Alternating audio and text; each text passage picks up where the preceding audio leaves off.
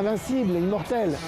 Pourtant, ces 3 dernières années, on compte en moyenne par an 325 tués en 50 cm3. Nos caméras ont pu entrer dans un centre spécialisé pour traumatisés crâniens graves, la plupart handicapés suite à des accidents de la route. Qu'importe les conséquences, pour assouvir leur passion, nous verrons jusqu'où nos adolescents sont prêts à aller.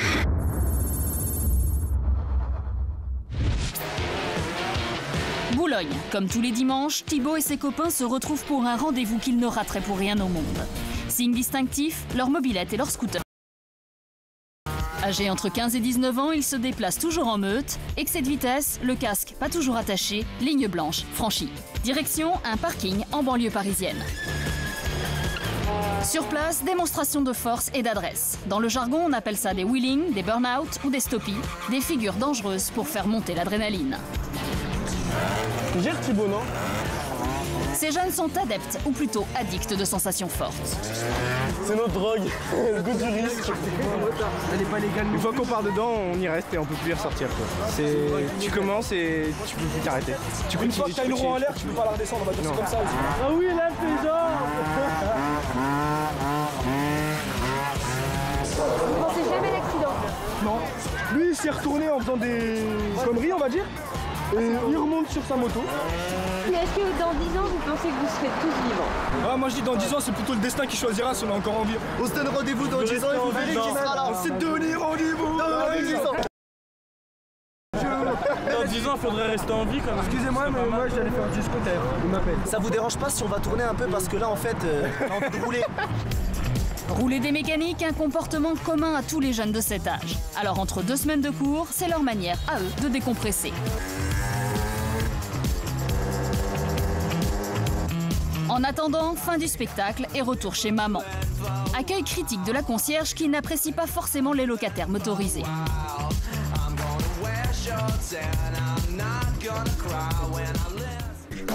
Comme toutes les semaines, rendez-vous atelier mécanique chez Thibaut. Il est devenu le mécano attitré de la bande. Ouais, c'est bon, là, en tenue de travail, on va se mettre au boulot.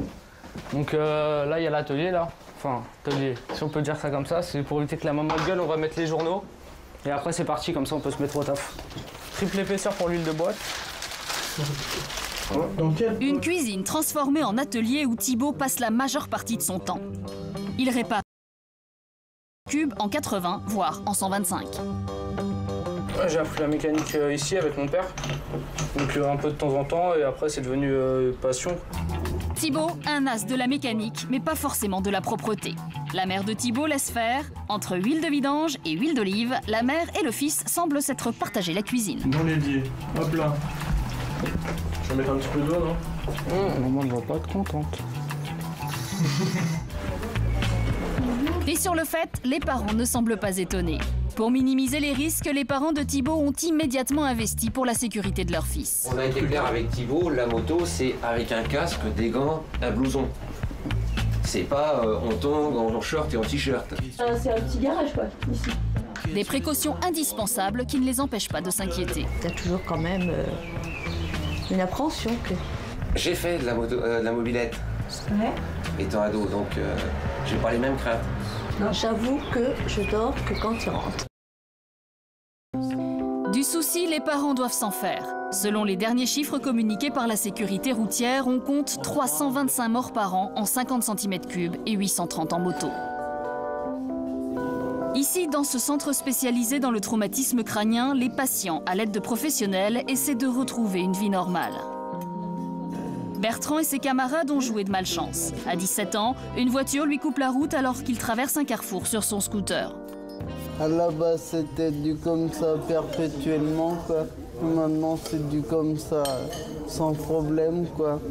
Et puis la gambette, c'est pareil, je peux l'attendre un petit peu, quoi.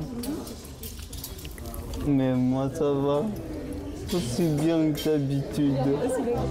Bertrand garde toujours son sens de l'humour. Daniel, quant à lui, comme beaucoup de jeunes, avait passé une soirée arrosée quand il a perdu le contrôle de sa moto, il y a 6 ans.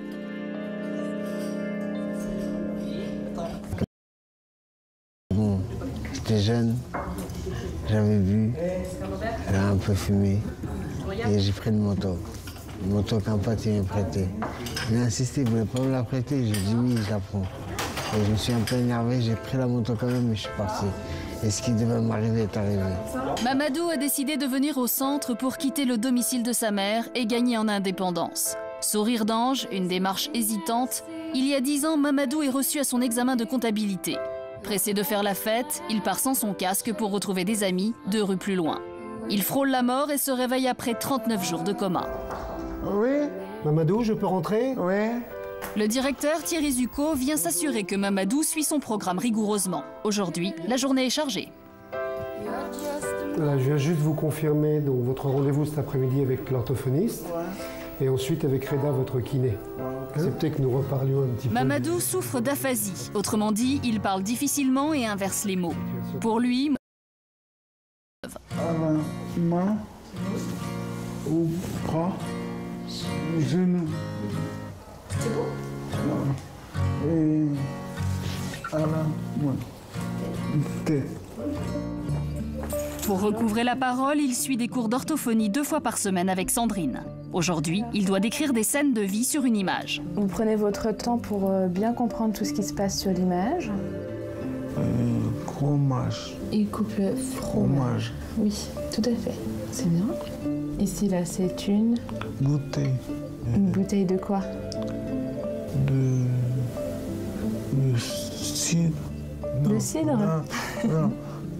Oui, peut-être. Ouais. Ce qu'on fait ensemble, hein, c'est essayer d'arriver à compenser le manque du mot que vous avez. Vous savez, regardez-moi. En un an, Mamadou a fait beaucoup de progrès, mais les chances qu'il recouvre entièrement la parole sont minces. Comme tous les résidents, Mamadou est un habitué. Mamadou, ça va? Bien, ok. Allez. Son accident l'a rendu hémiplégique, il doit par conséquent stimuler ses muscles pour éviter qu'il s'atrophie. Alors ça va? Ouais, ça va. Allez. La paralysie, la perte d'un membre ou la destruction de grosses articulations sont les séquelles les plus graves et les plus courantes des accidentés de la route. Ouais. Ouais, ça va. Le week-end, Mamadou retrouve sa famille et ses amis, avec qui il a fait les 400 coups. Des proches restés fidèles qui le comprennent. C'est des réflexes. On se comprend des fois même par le regard, des fois voilà, il veut quelque chose, j'essaie de... Mais il arrive quand même à placer 2-3 trucs. T'inquiète. T'inquiète, bah ouais, t'inquiète. On se comprend. Quand Mamadou a eu son accident, on était jeunes. À cette époque-là, on se posait pas de questions. Voilà, c'était le moutou, comme on dit, c'était le destin. Mais aujourd'hui, c'est clair qu'aujourd'hui, on a la trentaine, c'est clair qu'on réfléchit plus, quand on voit des jeunes ou qui boivent, qui prennent le volant, c'est clair que là, on se dit attention. Et j'ai perdu trop d'amis. J'ai perdu un intervalle entre l'âge de 12 ans à 16 ans. J'ai perdu plus de 5-6 copains qui étaient vraiment des meilleurs amis. Des prises de risques démesurées, des comportements presque suicidaires. Pourquoi ces jeunes ne semblent-ils pas mesurer le danger de la route ? D'abord, on se sent invincible, immortel, invulnérable. La mort, ça veut rien dire, ce sont les vieux qui meurent de toute façon. Donc à cet âge-là, dire à quelqu'un, si tu continues à faire ça, tu vas mourir. Si tu continues à faire ces comportements dangereux, tu vas mourir. En général, entre 15 et 20 ans, on s'en fiche complètement. Comme raison de la prise de risque chez les jeunes, vous avez aussi tout simplement ce qu'on pourrait appeler la façon de gérer son anxiété. Des jeunes qui vivent des angoisses liées aux problèmes scolaires qu'ils ont, familiaux, sociaux, peuvent très bien choisir la route comme un terrain d'exorcisme pour aller se faire des peurs sur la route pour oublier leurs angoisses de leur vie. Des sensations fortes, voilà ce que recherchent Thibaut et ses amis.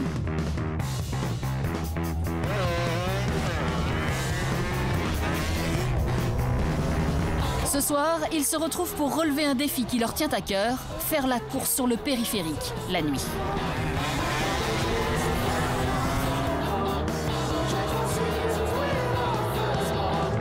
Un jeu dangereux.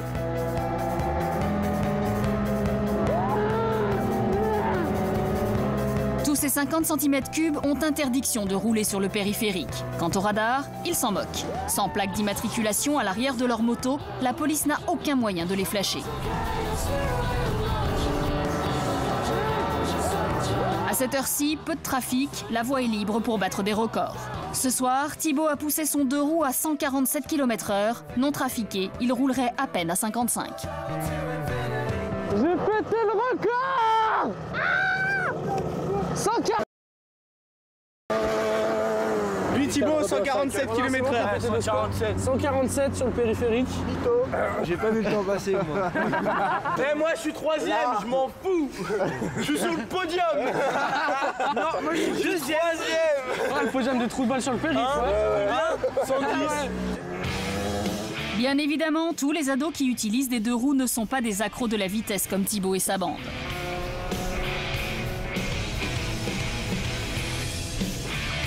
La France détient le triste record d'Europe du nombre d'accidents en deux roues. Chaque année, on compte plus de 9700 blessés graves, des chiffres inquiétants qui s'expliquent par l'augmentation du nombre de scooters, mais aussi par une mauvaise conduite des automobilistes.